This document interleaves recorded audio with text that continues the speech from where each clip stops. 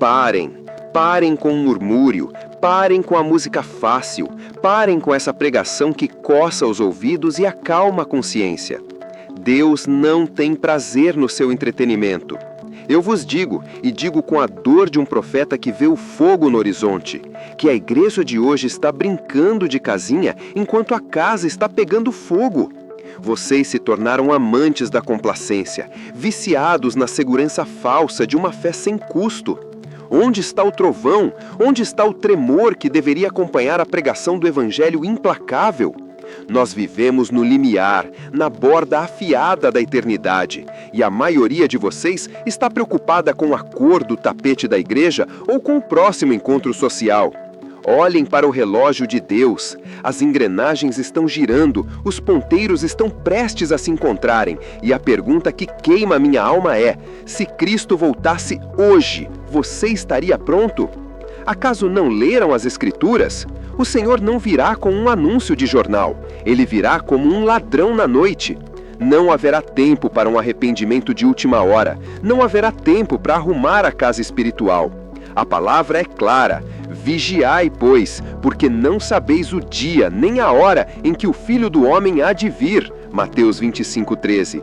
Vocês trocaram a vigília pelo sono, trocaram a oração agonizante pela soneca espiritual.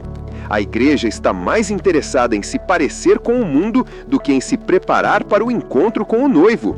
Dizem-se cristãos, mas vivem como se a eternidade fosse um mito, como se o inferno fosse uma fábula para assustar crianças e como se a santidade de Deus fosse uma sugestão e não uma exigência absoluta.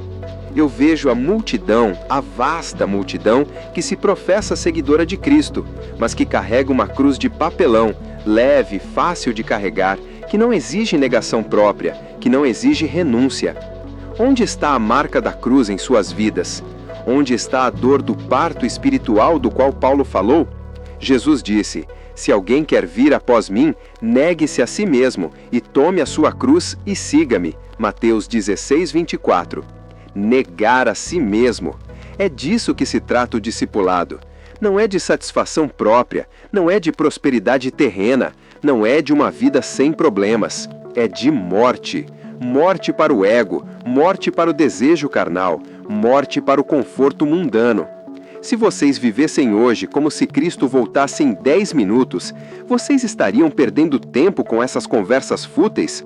Vocês estariam com os olhos vidrados na tela, absorvendo a sujeira do mundo? Vocês estariam acumulando tesouros na terra, onde a traça e a ferrugem destroem? Eu lhes digo, se o rei estivesse para entrar no cômodo, vocês estariam ajoelhados em adoração e não sentados em complacência. A fé que a maioria ostenta é uma fé de fachada, uma fé que cabe perfeitamente na agenda social, mas que desmorona sob a pressão de uma tentação simples ou de uma perseguição leve. É uma fé que nunca gerou uma lágrima de arrependimento genuíno. É uma fé que nunca levou o crente à câmara secreta da oração para lutar em agonia pela alma de um perdido. Vocês amam a pregação que lhes garante a felicidade aqui e agora, mas odeiam a mensagem que os prepara para a glória eterna, através da santidade e do sofrimento. Vocês querem o céu, mas se recusam a pagar o custo da terra. Hipócritas! Estão a caminho do abismo e nem se dão conta, pois seus pastores lhes dão travesseiros macios. Meus amigos, deixem-me ser claro. A urgência da vinda de Cristo deve ser o combustível para uma santidade radical. Segui a paz com todos e a santificação, sem a qual ninguém verá o Senhor. Hebreus 12:14. Sem santificação, ninguém verá o Senhor. Vocês ouviram isso? Não é um opcional, não é um bônus para os super espirituais, é o único passaporte. E, no entanto, vocês estão mergulhados no pântano da impureza, da mentira, da lascívia e da ganância. E pensam que um pequeno amém no domingo de manhã irá compensar uma semana de desobediência flagrante. Onde está o temor de Deus em vossas vidas? Esse temor que faz um homem estremecer só de pensar em pecar contra um Deus tão santo e tão bom. Esse temor foi substituído pela familiaridade vulgar, por um Jesus, meu camarada, que aceita a sua imoralidade e nunca o confronta. Eu lhes pergunto, como você dorme à noite, sabendo que seu coração está dividido, um pé no mundo e o outro timidamente na igreja? O tempo é curto demais para esse jogo duplo. Se Cristo voltasse hoje, ele o encontraria fazendo o quê? Ele o encontraria em seus joelhos, intercedendo por esta geração perdida? Ele o encontraria no campo missionário, gastando e sendo gasto pelo Evangelho?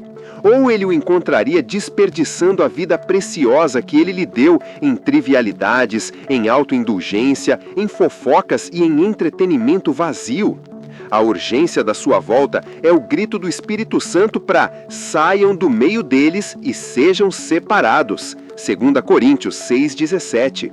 Vocês foram chamados para serem luz, mas se tornaram névoa. Foram chamados para serem sal, mas se tornaram insípidos, inúteis, dignos apenas de serem pisoteados pelos homens. Onde está a diferença entre a igreja e o mundo? Se não há diferença, então não há poder. O avivamento tarda, o espírito está contristado e a igreja está fria e impotente porque o altar da oração está em ruínas.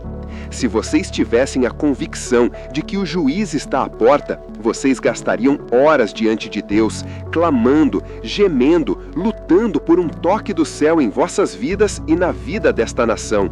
Mas em vez disso, a oração se tornou a parte mais negligenciada e mais entediante do vosso dia.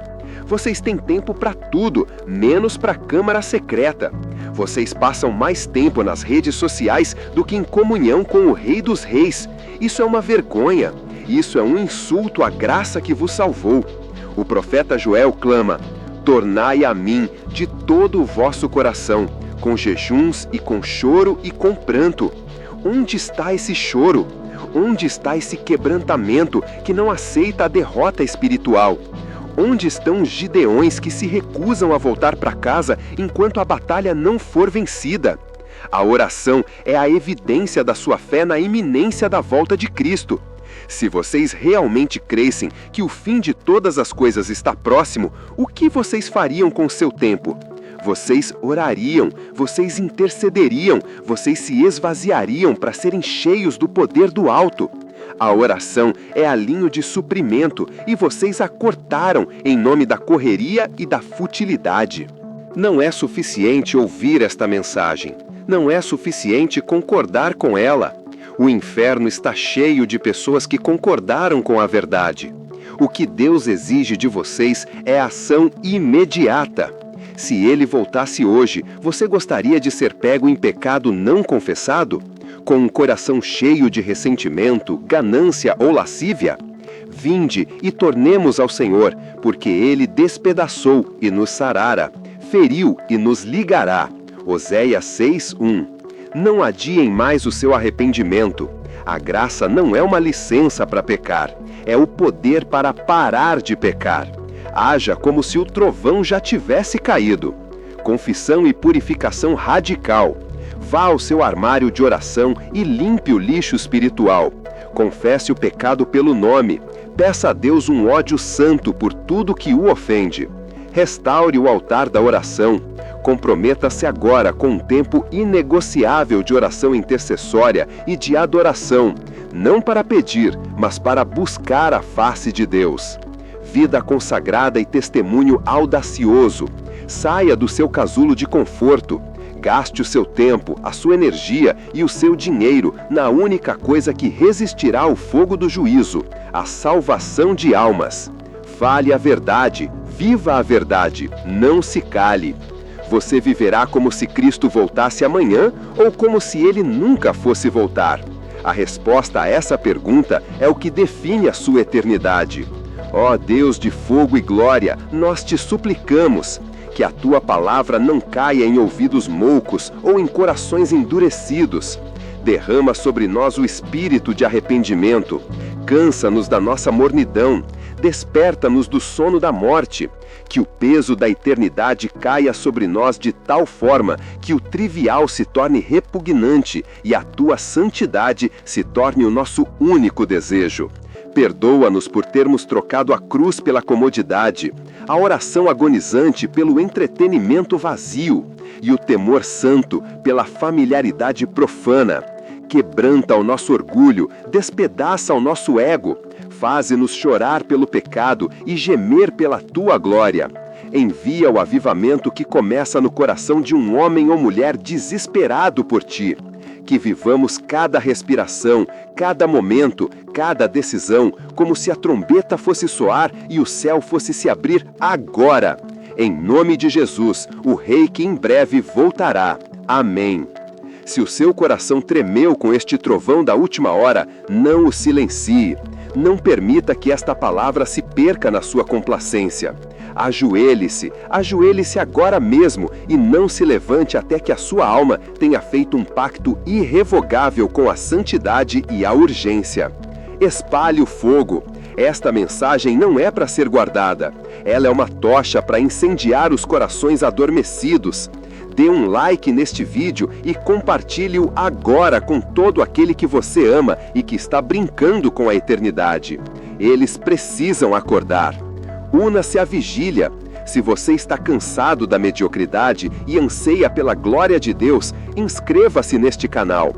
Aqui a verdade será sempre confrontadora e o custo do discipulado será sempre alto. Junte-se a nós na espera vigilante do Rei. O tempo é curto, a eternidade é longa. Viva hoje como se você estivesse encontrando o Senhor amanhã.